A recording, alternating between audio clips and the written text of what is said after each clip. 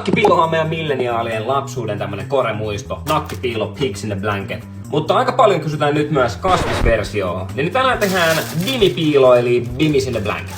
Aloitetaan sillä, että pestään meidän bimit ennen käyttöä. Sitten hei suolattuun kiehuvaan veteen 8 minuutiksi, koska näähän menee vielä uuniin sitten tämän jälkeen.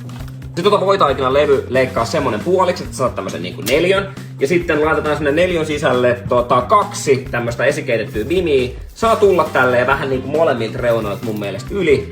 Ja sitten kääritään se, niinku se olisi menossa nukkumaan. Näin. Mä veikkaan, että tulee aika hyvä. Sitten voidellaan kananmunalla, niin tulee vähän nätimpi ja rapeampi pinta. Tää bimi on siis jäätävän hyvä tuote, mitä mun mielestä kotitalouksissa käytetään vieläkin liian vähän. Tän voi siis syödä yksinä, grillattuna, höyrettynä, paistettuna.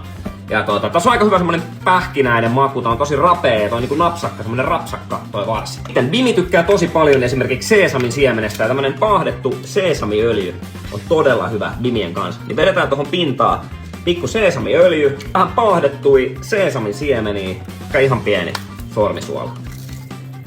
220 asteeseen uuniin, mutta en tiedä vielä kuinka pitkäksi aikaa, niin se selvii meille kohta.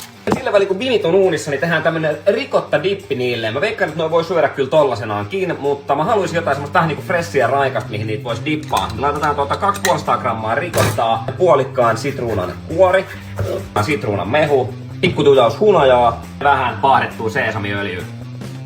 Ehkä ihan pikku suola.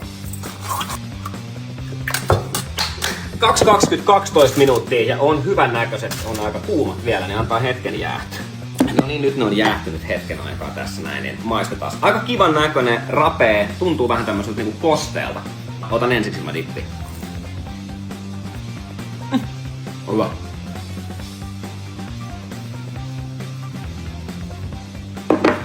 Bimis in the blanket tai bimipiilo, niin uskallan sanoa, että tää on parempi kuin nakkipiilo.